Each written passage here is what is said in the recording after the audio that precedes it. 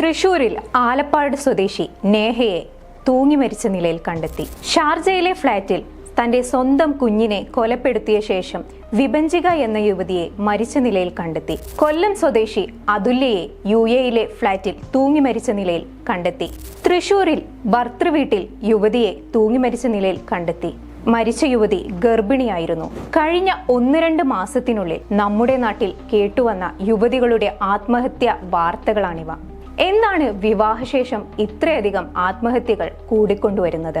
ഈ ആത്മഹത്യ ചെയ്ത യുവതികൾക്കെല്ലാം എല്ലാവരുടെയും കേസിൽ ഒരു കോമൺ ആയിട്ടുള്ളൊരു കാര്യമുണ്ട്.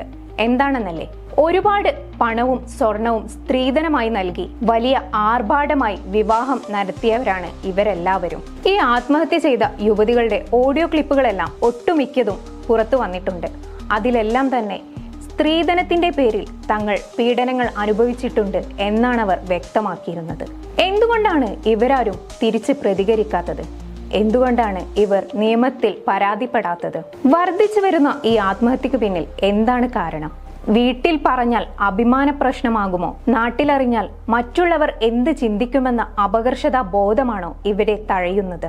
UAE ഫ്ളാറ്റിൽ തൂങ്ങി മരിച്ച അതുല്യയുടെ ഓഡിയോ സന്ദേശങ്ങളും തന്റെ സുഹൃത്തിനയച്ച ഫോട്ടോകളും വീഡിയോകളും നമ്മൾ എല്ലാവരും കണ്ടതാണ്. അതിൽ അതുല്യ തന്നെ വ്യക്തമാക്കുന്നുണ്ട്, വിവാഹം കഴിഞ്ഞ് കുറച്ച് നാൾ കഴിഞ്ഞ ശേഷം തന്നെ ഭർത്താവായ സതീഷ് തന്നെ മാനസികമായും ശാരീരികമായും പീഡിപ്പിച്ചിരുന്നു എന്ന്. എന്തുകൊണ്ടാണ് അതുല്യ തന്റെ വീട്ടിൽ ഇതൊന്നും പറയാതിരുന്നത്?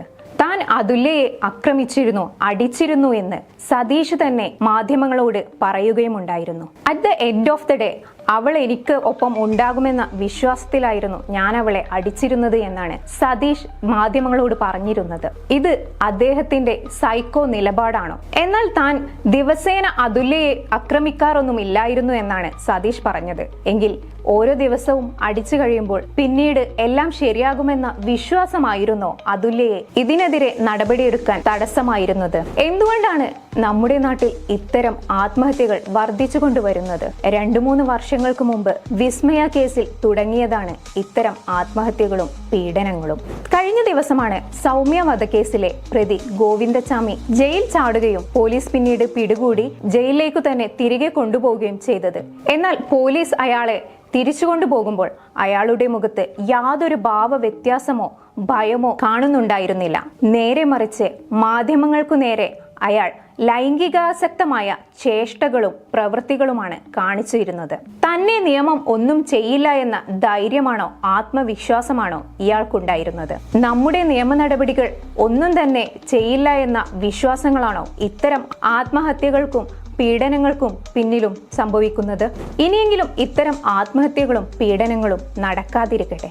അതിനായി നിങ്ങളുടെ മക്കൾക്ക് ശരിയായ വിദ്യാഭ്യാസം നൽകുക. എന്തുതന്നെ സംഭവിച്ചാലും വീട്ടുകാർ ഉണ്ടാകുമെന്ന ധൈര്യവും ആത്മവിശ്വാസവും നൽകുക.